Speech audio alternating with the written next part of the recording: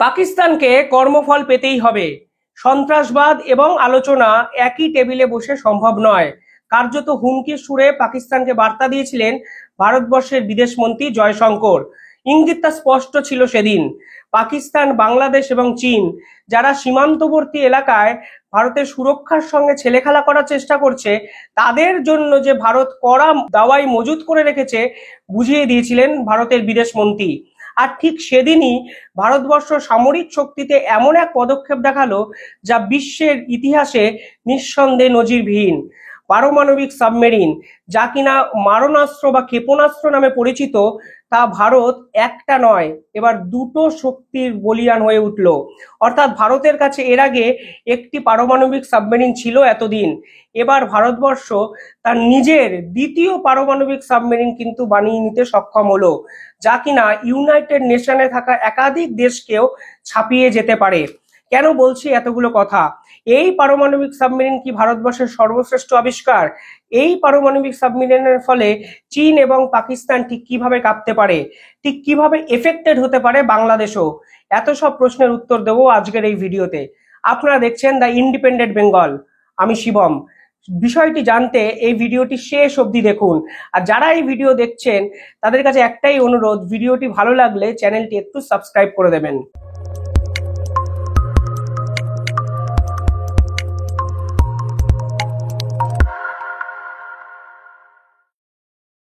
ভারতের কাছে এর আগে আইএনএস আরিহান্স নামে একটি পারমাণবিক সাবমেরিন ছিল। এবার ভারত আইএনএস আরিঘাট নামে আরো একটা সাবমেরিন কিন্তু তৈরি করতে পারলো। এর ফলে কি হলো? এর ফলে ভারতের যে তিন দিক বেষ্টিত জল, অর্থাৎ বঙ্গোপসাগর এবং আরব সাগর, এই দুটো জায়গায় কিন্তু ভারত এবার পারমাণবিক সাবমেরিনকে প্লেসড করতে পারলো। এর আগে এতদিন অবধি ওই সাবমেরিনটি আরব সাগর কিংবা বঙ্গোপসাগর যে কোনো একটি জায়গায় প্লেস করা থাকতো। তার ফলে অন্য আর একটা দিক থেকে যদি কোনো শত্রুপক্ষ সাবমেরিন দিয়ে অ্যাটাক করতো ভারতকে, তাহলে কিন্তু ভারত সমস্যার মধ্যে পড়তে পারত। বর্তমানে চীন এবং পাকিস্তান যেভাবে ভারতের সন্ত্রাসবাদ নিয়ে ছেলেখেলা করার পরিকল্পনা করছে বলে মনে করা হয়, সেই পরিকল্পনা ভেস্তে দিতেই ভারত কিন্তু দুদিকে দুই সামরিক শক্তি বলিয়ান করতে কিন্তু এত বড় পদক্ষেপ নিল বলে মনে করছেন অনেকে। এবার এই সাবমেরিনে কি আছে? এই সাবমেরিনে প্রধানত দু ধরনের মিসাইল ব্যবহার করা হয়, একটা K4 মিসাইল এবং অন্যটি হলো K15 মিসাইল। অর্থাৎ K15 মিসাইল বর্তমানে আইএনএস আরিঘাটে ইনস্টল করা হয়েছে, যার রেঞ্জ আগের তুলনায় কিন্তু কয়েকশো গুণ বেশি। অর্থাৎ এই K5 মিসাইল এবার 1500 কিলোমিটার রেঞ্জ অবধি কিন্তু কভার করতে পারবে। এই আইএনএস আরিঘাটে আরো কিছু বৈশিষ্ট্য আছে, তা আপনাদের আমি বলছি। আপনারা জেনে অবাক হবেন, এই আইএনএস আরিঘাট সমুদ্রের তলায় কোথায় আছে তা কোনোভাবেই ট্র্যাক করতে পারবে না শত্রুপক্ষ। শুধু তাই নয়, এটি ঠিক কোন অঞ্চল দিয়ে যাচ্ছে, কোন অঞ্চলে আক্রমণ করতে পারবে, বা ভারত ঠিক কোন অঞ্চলে এই মিসাইলটিকে জলের তলায় সঞ্চিত করে রেখেছে, তা কোনো সেন্সারেই কিন্তু ধরা পড়বে না। এর ফলে কি হলো?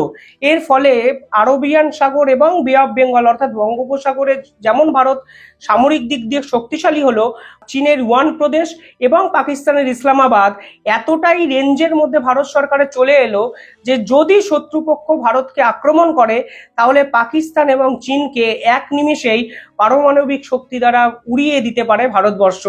চীনের নিউজ পেপার এই বিষয়টিকে একটু খেলার ছলেই দেখেছে। আমি বিভিন্ন নিউজ পেপার সার্ভে করছিলাম, ভাবছিলাম চীন এই পুরো বিষয়টা নিয়ে কি ভাবছে, তা নিঃসন্দেহে ভিডিওর শেষে আপনাদের বলবো। কিন্তু তার আগে একটা উল্লেখযোগ্য তথ্য আপনাদের দিয়ে দিই। 5টা দেশ এর আগে ইউনাইটেড নেশনের যে সিকিউরিটি কাউন্সিল তার পার্মানেন্ট সদস্য ছিল। চীন, ফ্রান্স, রাশিয়া, ইউকে এবং ইউএসএ, অর্থাৎ ব্রিটিশরা এবং আমেরিকা। এই 5টা দেশের কাছে এই পারমাণবিক মিসাইল এর আগেই তারা বানাতে সক্ষম হয়েছিল। 2016 সালের পর ভারত এমন একটা দেশ যারা এই ইউনাইটেড নেশনের সিকিউরিটি কাউন্সিলের সদস্য, পার্মানেন্ট সদস্য না হয়েও এই রকম দুটো পারমাণবিক মিসাইল অর্থাৎ সামরিক পারমাণবিক যে বোমা তা কিন্তু তৈরি করতে সক্ষম হলো। তা নিঃসন্দেহে ভারতবর্ষের ইতিহাসে কিন্তু এক ঐতিহাসিক ঘটনাও বলা চলে। এবার এই মিসাইল কিভাবে কাজ করে আমি আপনাদের বলবো। এই মিসাইলটা মেনলি দুভাবে কাজ করে এবং দু রকমের এই মিসাইল হয়। একটা হলো ব্যালিস্টিক সাবমেরিন এবং অন্যটি হলো অ্যাটাকাল সাবমেরিন। এই সাবমেরিন আবিষ্কার করার ফলে বা ইনস্টল করার ফলে দেশের কি কি সুবিধা হলো? আপনারা জানেন চীন বারবার করে সামরিক শক্তির ভয় দেখায় ভারতকে, এবং চীনের যে ডিফেন্স অফিস, যেটা চীনের সিজিং প্রদেশে অবস্থান করছে, সেই ডিফেন্স প্রদেশে ডিফেন্স শক্তি অ্যাক্টিভেট করার আগেই সাবমেরিন কিন্তু চীনের ওয়াং প্রদেশকে কার্যত উড়িয়ে দিতে পারে। চীন দাবি করে চীনের কাছে অনেক বেশি এই সাবমেরিন বা পারমাণবিক সাবমেরিন আছে, কিন্তু চীন যখন এই পারমাণবিক সাবমেরিন ব্যবহার করবে তার অনেক আগেই এই আইএনএস আরিয়াঘাট চীনের প্রদেশে কিন্তু আক্রমণ শানাতে পারে। এর ফলে যদি যুদ্ধ শুরু হয় তাহলে কিন্তু নিঃসন্দেহে চীনও যে ভারতকে খুব সহজভাবে নেবে এরকম নয়। তাই এই আইএনএস আরিঘাট নিঃসন্দেহে ভারতের কাছে এক যুগান্তকারী বিষয়। আপনারা আরো জেনে অবাক হবেন, এই যে ইউনাইটেড কাউন্সিলের সিকিউরিটি নেশনে যে দেশগুলো আছে অর্থাৎ ফ্রান্স, আমেরিকা, ইউকে, ইউএসএ এবং রাশিয়া, এদের বাইরে ভারতই প্রথম যাদের কাছে এই রকম সামরিক অভিযানে যুদ্ধ করার মতো পারমাণবিক সাবমেরিন কিন্তু অবস্থান করছে। শুধু তাই নয়, এর ছাড়াও ভারত ফ্রান্সের সঙ্গে আরো একটা নিউক্লিয়ার প্রজেক্টে কিন্তু কাজ করছে। সেই প্রজেক্টের নাম প্রজেক্ট 75 আলফা।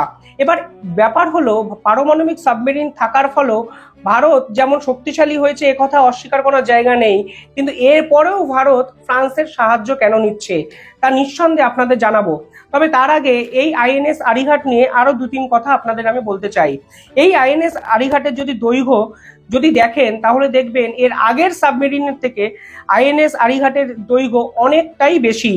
111.6 মিটার এই সাবমেরিনটির দৈর্ঘ্য, 11 মিটার মরিচি, 9.5 মিটার অর্থাৎ 9.5 মিটার এটার খসড়া, এবং 6000 টন স্থানাচ্যুতি অর্থাৎ এটার আয়তন প্রায় 6000 টন। এত বিশাল আয়তন হওয়া সত্ত্বেও এই সাবমেরিনকে কেউ ট্র্যাকই করতে পারবে না এমন একটি সেন্সর কিন্তু এই সাবমেরিন ইনস্টল করা হয়েছে। এটি পারমাণবিক শক্তিতে চললেও এর ওজন এতটাই কম যা কোনো শত্রুপক্ষ র্যাডারেও আসবে না। অন্তত আরব সাগর এবং বঙ্গোপসাগরে যে শত্রুপক্ষরা আছে তারা নিঃসন্দেহে এই অভিযানের ফলে রীতিমতো কাঁপতে শুরু করেছে। এটি জলচুক্তি দ্বারা চলে এবং এর মধ্যে 7টি ব্লেডও আছে। সমুদ্রপৃষ্ঠের তলায় 12 থেকে 15 ঘন্টা নিমজ্জিত হলে এটি 12.28 কিলোমিটার পার ঘন্টা বেগে কিন্তু গতিতে যেতে পারে, অর্থাৎ এটার গতি অন্যান্য সাবমেরিনের থেকে অনেকটাই বেশি।